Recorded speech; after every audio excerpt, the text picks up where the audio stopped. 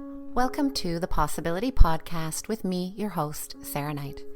This is session 8, talking global transformation from the inside out, with international healer and cellular transformation teacher Jennifer Millar. This interview represents a change in course for me. I have to confess that the previous 7 interviews that I did were all edited to some extent. I cut out my silly questions, the awkward answers, the ums and the pauses to try to make it flow more smoothly. But I realized in doing this interview that what I did with all of the previous interviews was cut out some of the realness. I cut out some of the heart, some of the truth, some of the vulnerability, some of the energy. And so I'm not doing that anymore. I didn't do that with this interview, and you will see why. And I encourage you to listen right through to the beautiful, open, truthful, vulnerable end. Hello and welcome to another session of the Possibility Podcast. Today I have the great pleasure of talking to one of my very, very dear friends, longtime teachers, Jennifer Millar. Jennifer does work called Cellular Transformation, and I've been working alongside and learning from Jennifer for 15 years. Her work has been absolutely fundamental to my own healing journey, and I am delighted to have Jennifer joining me here today. So welcome, Jennifer. Thank you, Sarah. It's a pleasure to be here. So look, I know that we could spend this whole time talking about cellular transformation. We could spend days talking about cellular transformation and the work that you do and the nature of that work, but that's not what we're here for. But can you tell me, for people that are unfamiliar to the work, just a little bit about what it is and what you do? Certainly.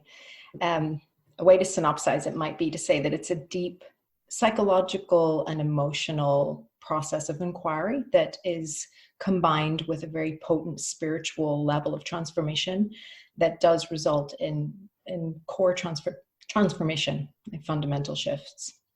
Wow. Very well put, actually, to bring something as massive as that down to those 3 sentences. I have been practicing for a very long time to try to take something so big and put it into one sentence. That's really great. So look, one of the reasons why when I planned this podcast and I thought, okay, who do I want to talk to? And your name was at the top of the list is, well, for a few reasons. One, that you have traveled all over the world with this work, that you are well tuned into the energies of different people as they sit in different areas of our global landscape.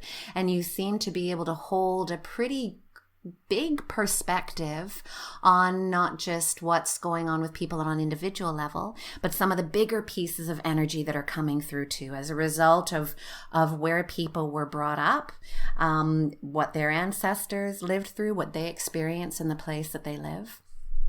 And also, of course, because of the nature of the work, cellular transformation. It's all about transforming our cells on the inside so that we can live more joyous and effective existences in our physical reality. So that's really where I want to start today. Our world is in kind of a mess. Today, the 24th of May, there are students all over the world protesting another Fridays for Future marches. They're thinking that it's going to be some of the biggest protests yet to date. I mean, every day, new stuff in the news about what's happening, even worse than what scientists had predicted. Our world really seems to be in a terrible state. And if, what spiritual leaders and mystics and scientists say that our physical reality comes from our energy, our inner world, if we shape the world around us, what's happening kind of speaks to maybe a bit of a mess on the inside. So could you share your thoughts and your perspectives on that? Sure, I'll give it a try. Well, with regards looking at our external environment or our world, it's been a reflection of something on the inside, and especially what's happening with the crisis, the global crisis. Then what I see, and from the perspective that I work at, I see a lot of denial, avoidance, suppression of feeling, first and foremost, disconnection. And there's no question that these are feelings that we all individually experience in our lives. I mean, this is fundamentally what I'm working with in people. And cellular transformation, yes, I'm focusing a lot on epigenetic inheritance and karma and trauma that's passed along through the generations.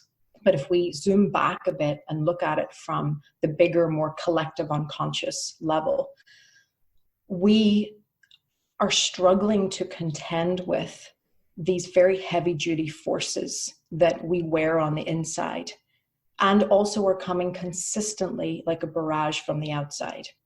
And let's say you could summarize that as ego, right? The collective ego or individual ego. But if we don't have the means or understanding that we're walking around carrying a ton of unresolved baggage, or history's hangover, as I like to call it, partnered with then the stressors that are coming from our present environment, are now, everything that we're experiencing, the high pressure from social media, staying connected to that, our cultural, religious, and political and familial influences that just keep splitting us ultimately to strive and perform and compete and compare. And as awesome as social media may be for connection and spreading the word and having influence and people getting power in corners of the globe that never had any power, aside from all of that, it's also driving the competitive ego too. So on one hand, it could be potentially very helpful for this new wave of intelligence or connection or feeling that's rising in all of us, especially our children, to use these mediums and outlets and vehicles in order to, in my opinion, ultimately, if I just get to the bottom line, to learn how to reconnect to vulnerability and feeling, and to learn a whole sequence of new ways of relating to one another that support taking ownership rather than projecting and transferring our stuff onto the world around us. Learning how to be vulnerable means that we got to let down barriers and shields of protection and defense mechanisms that we still carry with our mom and dad, that we still wear with our siblings, that we wear on the inside, that we're carrying around with our bosses, our partners, our loved ones that we're married to. We still project and dump a lot onto our children. So, we have work to do to really look inside that cauldron of what's causing us to do all these things that keep reinforcing disconnection. And yes, we got to take care of the wider environment. And there's so many people far better than I am that understand, how the science of this global crisis is unfolding, like yourself, as one of many examples. But my work and my area that I see needs immediate attention is we need to learn how to feel again. We've got to learn how to feel again. And we're not taught in schools how to feel. We're not taught how to feel in a conscious, healthy manner. We are encouraged to disconnect from feeling. Yeah. Wow. Jennifer, so just to go back and tease apart a little bit more and to make sure that I understand what you said, you started off with, you see a lot of denial and suppression. And I mean, clearly that's, in terms of this crisis, that's exactly what a lot of our political leaders here in Canada and Ontario, and certainly in the States. And I mean, not even our political leaders, a lot of our friends, a lot of people in the community, that's a lot of the response that I'm seeing on social media is people wanting to shut this down and say, this isn't happening and this is all fear mongering. And if I understand what you're saying, that denial and suppression that you're seeing in the outer world is a reflection of the denial and suppression and what we've accumulated on the inside that we're not dealing with. And yes, how disconnected we are from that, and how we don't even know, I think where you finished there was, we actually don't even know how to begin to feel that stuff. You mentioned the word vulnerability. Can you talk about that a little bit more? That feels like the opening. Yes. And actually, just to lead into that, think of it this way. when I first heard a few weeks ago, I was driving in the car with my girls and heard the UN report on BBC World News about the 1 million species that are due to become extinct within the next decades. I finally dropped down into a place of feeling in myself that even I, someone who is very supportive of reconnecting and healing this planet, I was made very conscious and aware of a massive layer of separation and indifference and disconnection that was inside of me. So I started looking at, with my daughter and stepdaughter, well, girls, what is this? Why are we dealing with this? And I went down the rabbit hole inside myself at the feeling level. And I realized, well, okay, I'm busy surviving. I'm just got through a divorce. I'm, buying a house. I've got 2 girls. I'm busy surviving. So a lot of my energy is consumed with my immediate environment and building my career. And then the competitive race that we're all thrown into, the rat race that is very much amplified and exaggerated through our social media channels now, to keep building my business and building my career. And because if I don't, then I'm a failure. And, dare I be a failure at 50 and I haven't reached this climax that the world's telling me I have to get to. And we're all in that. And our population, the global population, has doubled since 1970. The global economy has tenfolded in that same time. So, this is a massive drive, a massive competitive drive for resources, food, energy, and also power. At the ego level, it's looking for power. Now, power, in any of the scriptures and mystical teachings of the world, they all point back down to, pursuing power that's not rooted in nature or spirit, if you want to go that way, is a disconnection from reality. And it's a disconnection from vulnerability. You can't have power and overrule and take power from other people on a competitive level, whilst also being humble and vulnerable and sensitive at the same time. They don't go hand in hand. We can also break that apart and look at it through the perspective or lens of the patriarch versus the feminine. There's a lot of people use the language, the divine masculine or divine feminine, or the patriarch or the matriarch, or the mind. The mind intellectual based approach to running our systems and running our lives and running the way we feel and think versus a feeling based approach. Now, my experience of traveling the world and working with many different cultures is that I see a direct reflection in the suppression and judgment of vulnerability and feeling as mirrored in the suppression and judgment of females. Because for whatever reason, females or those with strong feminine energy, that doesn't matter what type of body we're in, that feminine energy is pointing to or representing a more connected, intuitive way of being and feeling. And the other is a severance from that. And the bottom line of why we're ending up the way we are is because of a severance to feeling. I keep coming back to this same point, which ultimately is a disconnection from vulnerability. So learning how to reconnect to vulnerability, how are we ever going to get down there to levels of sensitivity if we're still walking around carrying the memory of when our father beat the shit out of us when we were 2, or we were raped by our uncle when we were 7 for 5 years, which is what I deal with all the time in my work.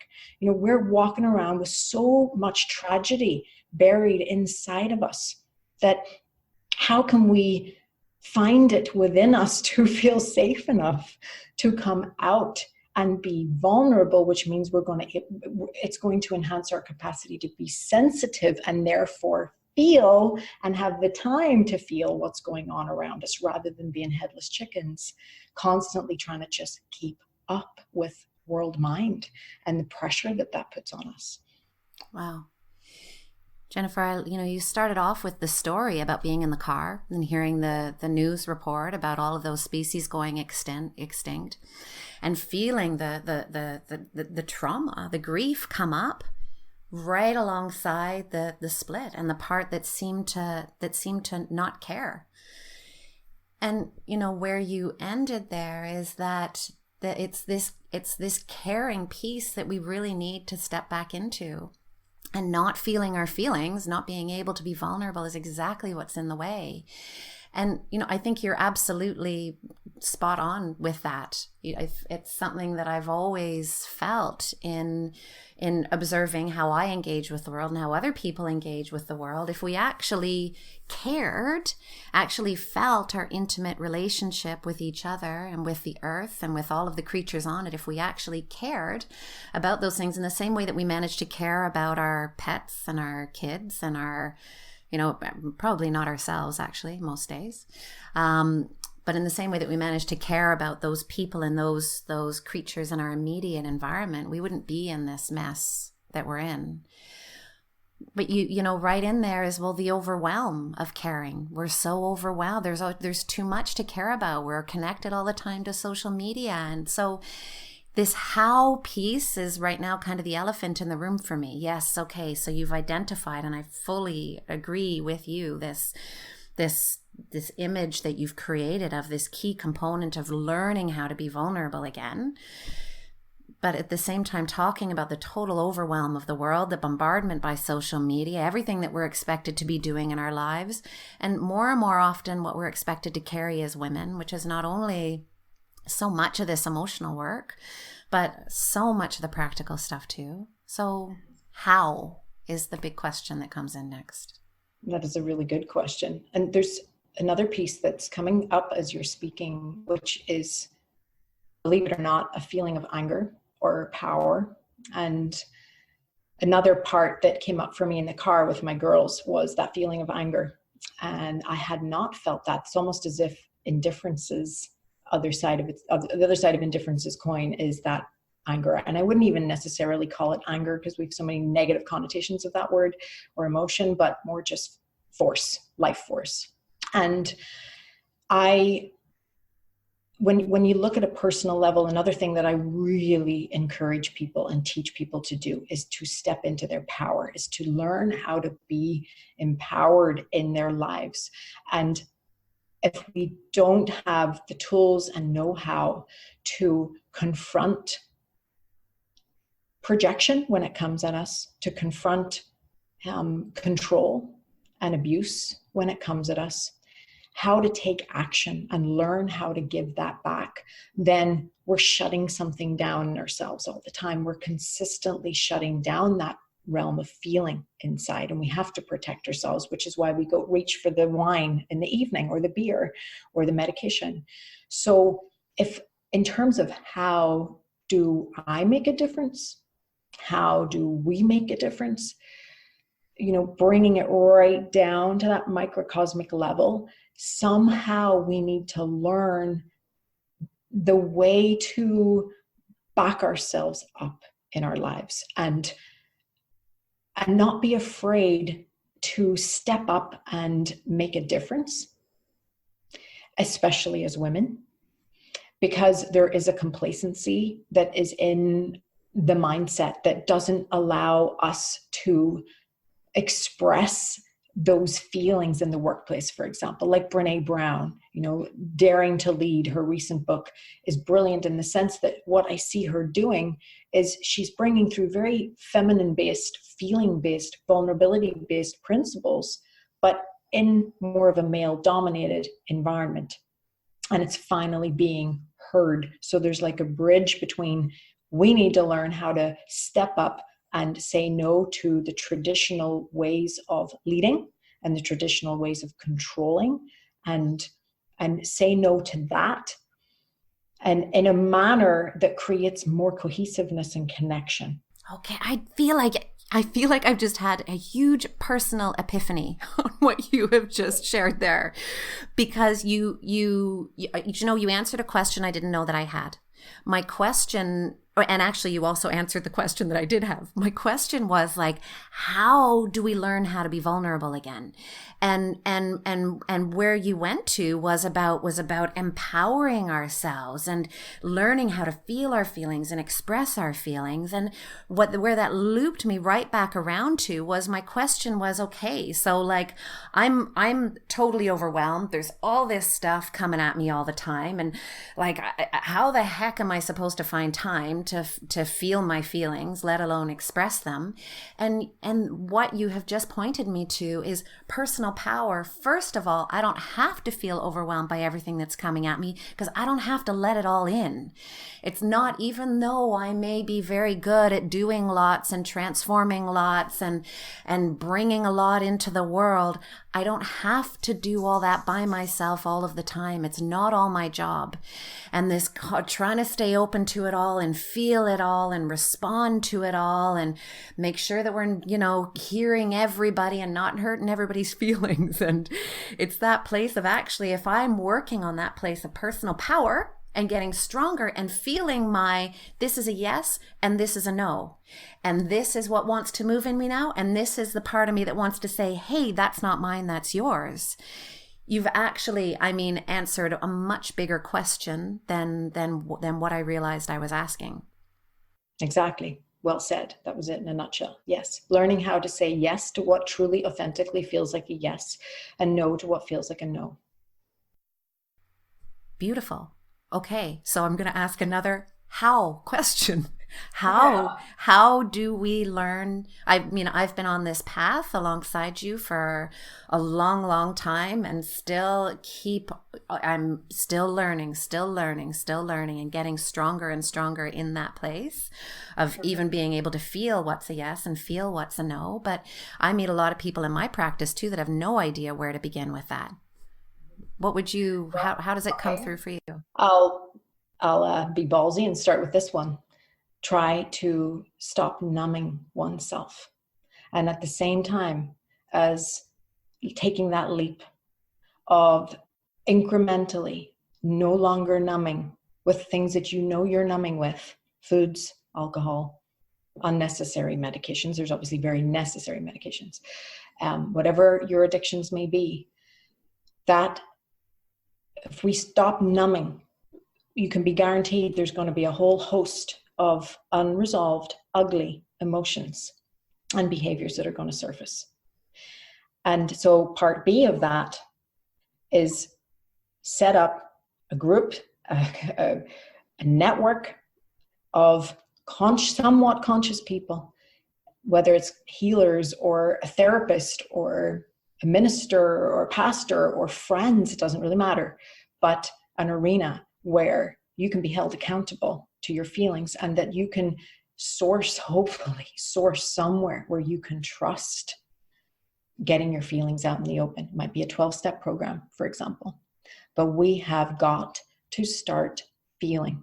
We have got to start taking responsibility for what is inside of us, because if we keep shutting it down and numbing, and we're all doing this. It's not some are perfect and polished and enlightened and others aren't. We're all doing it. It's how we survive the disconnection that's in this world. It's how we survive the ego. But how are we ever going to tackle the ego and confront the ego if it's running the show? And it'll run the show very well when we're shut down and numb to it. And we're fundamentally shut down and numb, me included, in relationship to this big global issue, because I'm not standing at the edge of an ice cap watching it melt every day when I wake up in the morning. I'm not. It's not in my face. So there's a massive level of denial there. But what can I do in myself? I can keep peeling back the layers of where I'm consciously or unconsciously choosing to escape something. And the reason secondarily that this is really important is because whatever we choose to split from and numb out and push down gets passed over to those next to us. It gets put out into our environment, usually our children who aren't numbing. They haven't quite yet learned to numb, but they will. Come high school, they'll have it all mastered by the time they get to college. But they're subjected to all the work that we're not doing. So yes, this can seem like, well, where the heck do I have the time? I'm so busy surviving that I don't have the time to feel. I say, well, you're going to have to change that. And in a way, we humans set up the Sabbath or Sunday as our break day to get back into the realm of connection to God and feeling and something other than the survival bricks that are necessary to be in the physical realm. Well, create your own new church, do whatever you need to do, but make it an arena where you can feel vulnerability and love. And that is what's missing in our societies. Far too much weight is given to the intellect. I had a session with someone recently in Australia whose partner who works in a university, and she's struggling with the fact that she's on the path of personal growth, doing therapy in various different spiritual modalities and really doing good work to open up feeling. And yet her partner, who is very, very much in the academic realm, laughs at that and judges that and puts it down.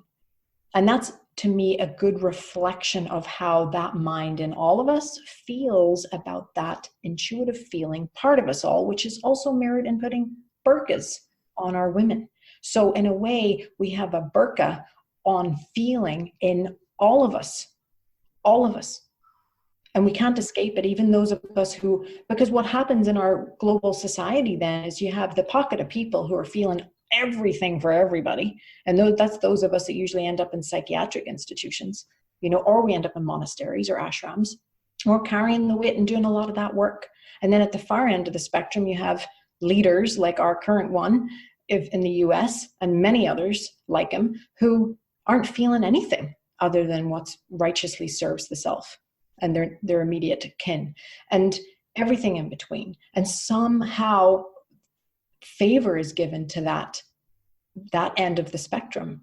And that has got to change. So as women start rising up, or the metaphorical feminine starts rising inside every one of us, which she is a personification of a whole new level of power, and especially cracking open in the female body, but in men and women. There's so many sensitive men in the world that have this feminine. They're suffering just as much as women, And so when that split is being healed, and that's rising and coming to the foreground, then there's no question that the other is also going to start freaking out. It's going to start freaking out. As within, so without. When my ego's coming to the end of something because I've been doing a lot of good work and it's coming to the end and it's ready to let go, that's when it's at its loudest. So I see collectively that we're taking ourselves right to the brink of extinction, because just like an alcoholic father who is so much more committed to the bottle than he is to his own children and his wife. It'll take death's door, knocking on death's door before waking up and saying, oh my God, I love my kids and I love my family and I'm coming back. That's pretty much where we're at. So can we not wait until, we're right at death's door? Maybe we do need to. Maybe that's what it's going to take. But I feel time to get feeling back into our society and our culture and stop shaming it and stop saying it's for pussies. It's ridiculous. Some of the bravest men I've ever met are those who aren't afraid to get down and get real and get vulnerable and cry. Some of the weakest people I've ever met are those who carry an astonishing level of power and are terrified of feeling, Yeah. Jennifer, even though like I work really hard at my healing, I don't turn away from it, but I realize even in my questions to you just now, the how questions, I was looking for some sort of magic bullet. I'm like, yeah, just give me the exercise that I can do 10 minutes a day so that I can keep on doing everything that I need to do in the world. That was like, what's the magic bullet? And like what the rest of the world is showing us right now, there is no magic bullet. We have hard work to do. However, there's a force that's being presented right now that I feel, and that you've just shared with me and mirrored back, that is making our job a heck of a lot easier. And that's that this feminine that's coming up is coming up through all of us. That she's taken on life. That energy is picking up. There's more and more spaces to tap into where it's safe to feel, where it's safe to express. More and more people like you and me that like for other people to turn to, where they need to want to learn how to do that and need the space held. And it's really reminding me of something I mentioned to you earlier before we started recording. A few sessions ago, I talked to Tim Urington, an Indigenous knowledge keeper, and he spoke of something that really resonated to me as a language and a way of thinking, that in their ways of thinking, the women are the carriers of the water, the emotional realm, and the men are the carriers of the fire, or the feminine, the carriers of the water, the masculine, the carriers of the fire, the doing in the world, the physical transmutation of stuff in the world. And what it feels like you're talking about now is that the water world was kind of scoffed at for a long time as the fire world sort of took over, like, oh yeah, whatever, women, they just let them off with their tears in the corner, and so what women had to do was find this place of, no, I can serve in this world. I want to serve in this world. I want to have equal merit in this world. And so I think we all kind of desperately, picked up a torch and tried to start carrying our own fire in the world of doing. And what you're speaking to now is actually, let's bring back the water. What happened to the water? We need our water. That's what the seas are showing us, aren't they? As everything is melting and the water is rising, we can't turn away from it. Yeah, and also sorry to interrupt, but the growing population of transgender community is also showing us that maybe something's happening with gender as well. Maybe something's happening with the fact that fire and water is inside all of us, men and women, and there's less of a divide happening between the sexes, So there's something big happening there too. And I see that, I certainly experience it in my own life. I know you do. I'm sure we're speaking for countless women the world over, that, we're not getting away with just passively being in this world anymore. The fire has triggered itself. It has ignited inside. And it can be a burnout, yes, and has been a mega burnout to try to hold that water and pursue that fire, but we have to. We absolutely have to. And yes, there's a stretch, and it'll be a stretch, but it's just a phase. Because how are we ever going to stand up in the world and take positions of leadership in that, with our inherent connection to that quote unquote water emotional aspect? How are we going to do that if we're waiting around on those who possess all the fire to lead the way for us? That's still in some way passive at this point in time. So yeah, we're developing that fire just as men, or the masculine, and men, women, and transgender, and everything in between, are learning how to feel. They're learning how to be the water. So in a way, if you strip off the sexes and strip off gender and just look at it as principles of the universe, as energy forces, you have that feeling, intuitive, water-based component, and then you have the doing, masculine, fire-based component. And what I really see is you need one to back up the other.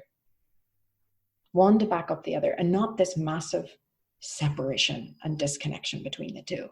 So what can I do, and what can you do in your lives to develop that wholeness? And learning how to sit around, male or female, men in particular, start getting those emotions out, and whether that's anger, even if it's being really pissed off and angry, and women too, get up and do something, like taking action, but creating realms where we can get the real authentic trauma and love out in the open. To me, this feels complete in regards to what we have, just where you have come to there, the unity, the wholeness of it. Have we missed on anything? So I'm going to be editing this out. Have we missed on anything that you would like to share, some sort of line that you would like to have included? Let me just think of that for a moment. Just feeling nice light coming through.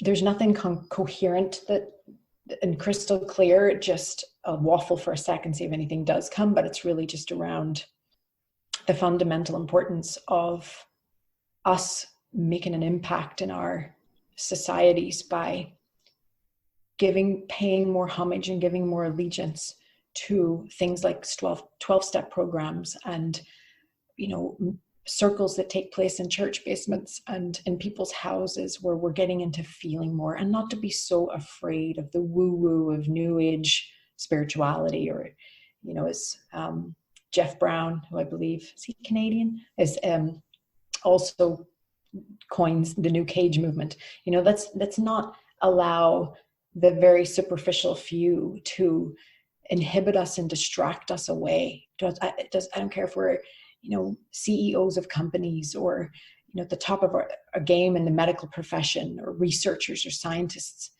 Let's just get into the realm where we can connect as human beings and be real and share the real stuff that's going on for us. That's opening the door.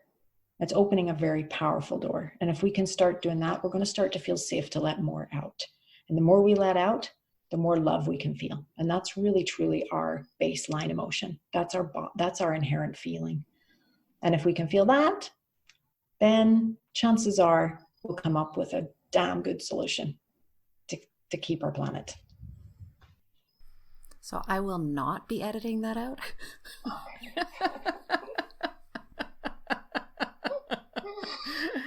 Thank you, Jennifer. Thank you so much for your time and for such a light-filled conversation.